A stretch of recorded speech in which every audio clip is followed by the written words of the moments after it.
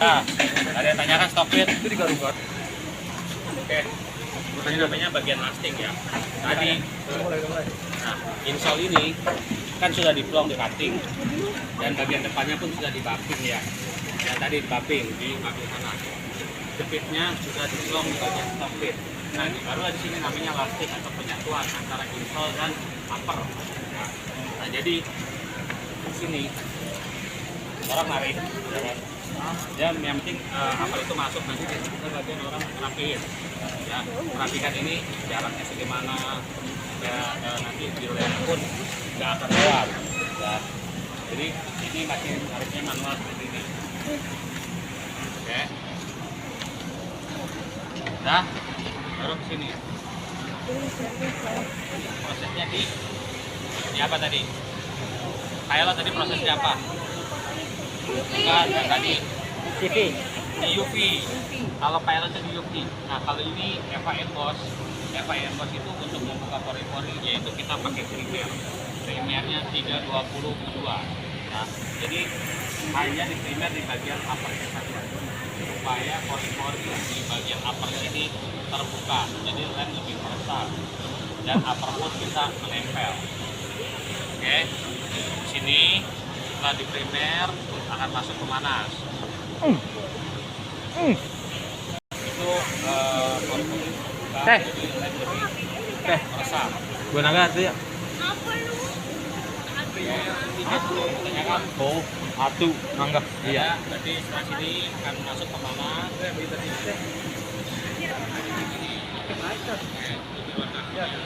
Jum aja lah.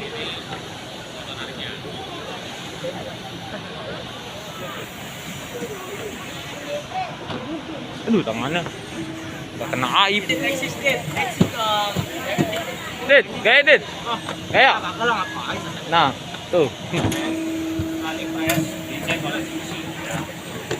Kekuatannya ya kan sudah nyata atau belum, plastikannya sudah presisi atau belum ya. Jika misalnya tarikan lastiknya nggak bagus akan dibalikin lagi ke operator lastiknya ya. Misalnya kanan apa namanya, yang kiri itu apa namanya ya, ada pertanggung jawabannya masing-masing. Oke, sampai lastik ada yang bertanya, itu hanya di bagian uppernya saja, tapi di sini dia harus kelilingnya semua kena. Fungsinya buat apa? Fungsinya di primer itu semua rata gitu biar apa? Iya, lu dia foto buat itu. Nah, untuk membuka pori-pori. Jadi pori-porinya itu lebih terbuka.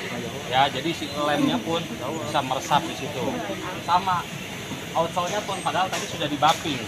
Sudah dibapping kan pori-pori sudah terbuka. Nah, di sini agar lebih kuat kita menggunakan primer namanya 001AB. Ini harus disatukan. Ya, disatukan. Dia hanya kekuatannya 24 jam. Setelah 24 jam itu nggak bisa dipakai lagi. Ya, karena expired. Coba. Batasnya hanya 24 jam. Jadi kalau lebih dari 24 jam kita akan pengaruh ke bagian bondingnya atau kekuatan lemnya. Sendal bisa akan mudah oplok. Gitu. Jadi kita ikut aturan SOP ya, standar operasional produk, yaitu 24 jam. Setelah ini disatukan misalnya jam 8 pagi dikocokkan, berarti batasnya sampai jam 8 pagi besok. Gitu. Kalau jam 8 besok masih dipakai, itu nggak akan bisa, karena makanya di sini pun yang nggak berapa banyak, misalnya sehari dia hanya kocok pertama 5 dulu, kan gampang, tinggal kurang tinggal nambah lagi. Contoh kayak gini kan masih ada sedikit, oh dia cukup nih kira-kira setengah botol lagi, ini pun nggak dimasukin semua, yaitu bagian cementing atau lem ya. Yaitu sini orang ini dia hanya bagian ngelemnya bagian insole-nya aja, jadi outsole-nya belum ya. Karena bagian insole dia menggunakan 2 tungku pemanas ya. Nanti di sana yang outsole hanya nggak bisa diem gimana mau. Nah, ini bagian cementing atau lem outsole-nya aja. Jadi insole-nya udah nggak harus dilem. Tadi orang pertama sudah ngelem ya. Bagian insole-nya, yaitu bagian orang kedua ini hanya ngelem outsole-nya saja. Oke. Nah, ini Ya, lem. Tapi ini baru dilem, ini masuk pemanas, itu kering, barulah bagian penempelan, yaitu penyatuan antara insole dan outsole. Pun tehung.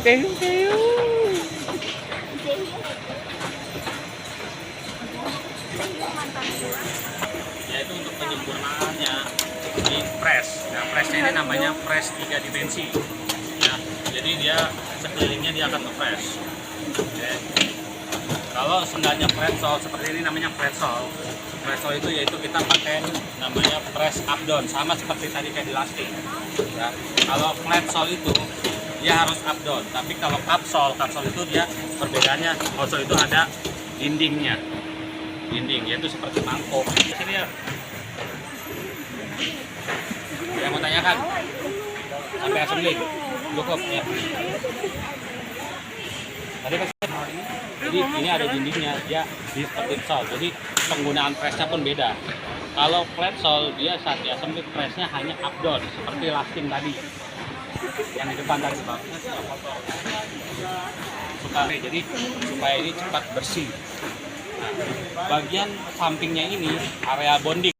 Jika fingernya ini pakai tolon akan merusak lem. Itu warnanya putih susu.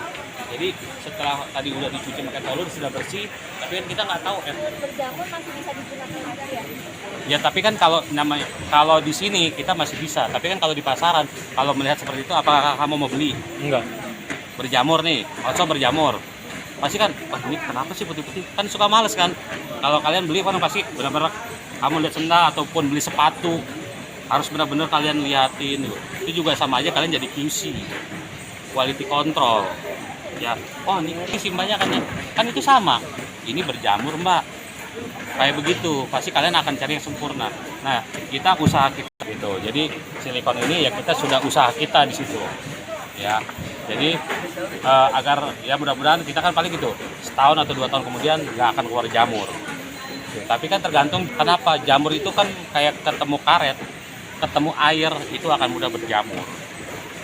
Tergantung juga tempat itu juga pengaruh.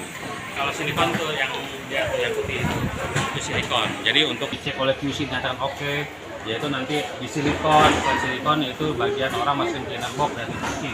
Nah setelah dipakai seperti ini, ya seperti ini sendal nih, barulah sendal ini namanya sudah siap kirim. Itu nanti dikirim keluar ke supplier atau ke buyer yang sudah memesan. Gitu. Oke. Ada yang mau ditanyakan? Saya sudah menjelaskan dari pertama 0 incoming material.